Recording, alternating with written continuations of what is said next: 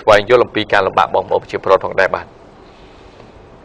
ចាព័ត៌មានជាបន្តនេះផងដែរគឺក្រុមហ៊ុនទូរស័ព្ទចល័តសេការដែលជាទូរស័ព្ទจากក្រុមហ៊ុនទូរស័ព្ទលំដាប់ថ្នាក់លេខ1នៅកម្ពុជាគឺបានធ្វើការប្រគល់រង្វាន់ដល់អតិថិជនរបស់ខ្លួនដែលមានសំណាង5រូបទៀតហើយចាក្រុមហ៊ុនទូរស័ព្ទចល័តសេការបានធ្វើការប្រគល់មាសដល់អតិថិជនរបស់ខ្លួនចំនួន6នាក់ចាដែលម្នាក់គឺម្នាក់ទទួលបានមាស1គីឡូក្រាមនិង5នាក់ទៀតទទួលបានម្នាក់នោះពីដំឡឹងហើយការចែកមាសនេះគឺធ្វើឡើងនៅការិយាល័យកណ្ដាលរបស់ក្រុមហ៊ុនសេកាផ្ទាល់តែម្ដងនៅរសៀលថ្ងៃទី25ខែសីហាឆ្នាំ2014នេះការអតិថិជន6នាក់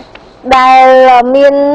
សំណាងឈ្នះមាសនៅពេលនេះចាគឺដោយសារតែពួកគាត់នោះបានចូលរួមលេងនៅក្នុងកម្មវិធីឈ្នះមាសប្រចាំសប្តាហ៍ដែលបានធ្វើការឆ្នោតជូនអតិថិជននៅស្ថានីយ៍ទូរទស្សន៍ CTN កាលពីថ្ងៃទី23សីហា2014កន្លងមកនេះចាអតិថិជនដែលមានសំណាងឈ្នះមាសទម្ងន់1គីឡូក្រាមឬស្មើនឹងទឹកប្រាក់ប្រមាណ$58,000សហរដ្ឋអាមេរិកបានទៅលោកតឹងស៊ីនិតដែលមានទីលំនៅភូមិក្រហមកលើឃុំតាម៉ៅស្រុកព្រៃប្រសពខេត្តក្រចេះចាដល់ហើយនៅក្នុងថ្ងៃនេះផងដែរក្រុមហ៊ុនសេកាក៏បានធ្វើការប្រគល់រង្វាន់មាសពីដំឡឹង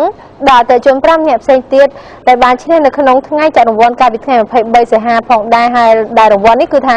ចាត់ទុកជារង្វាន់លួងចិត្តដល់អតិថិជនចាអតិថិជនទាំង5នាក់ដែលបានឈ្នះមាសពីដំឡឹងគឺទី1មានឈ្មោះសុកពៅរស់នៅក្នុងក្រុងភ្នំពេញទី2ឈ្មោះកេសភ័ណ្ឌខេត្តកំពង់ឆ្នាំងទី3ខេត្តខណ្ឌនរិនរស់នៅក្នុងខេត្តកំពង់ឆ្នាំងទី4ឈ្មោះប៊ូអាន់វ៉ានៅទីក្រុងភ្នំពេញនិងទី5ឈ្មោះសុកសូម៉ាលីខេត្តស្វាយរៀងចាយើងមានការលើកឡើងចាចំណាប់អារម្មណ៍របស់អតិថិជនសេកាដែលបានឈ្នះរង្វាន់ចាឈ្នះថ្ងៃ23ខែសីហាឆ្នាំ2014ហ្នឹងទេបាទខ្ញុំមានអារម្មណ៍ថារំភើបដែរព្រោះខ្ញុំព្យាយាមយូរហើយមិនដែលបានអីសោះទៅលើកហ្នឹងមានគេទេប្រាប់ថាខ្ញុំត្រូវរង្វាន់ខ្សែកាតហ្នឹងខ្ញុំមានអារម្មណ៍ថារំភើបដែរបាទរំភើបសប្បាយហ្មងបាទជាចុងក្រោយខ្ញុំសូមថ្លែងអរគុណដល់ក្រុមហ៊ុនខ្សែកាតដែលរៀបចំកម្មវិធីឈ្នះមាសសុទ្ធចំនួន1គីឡូនិង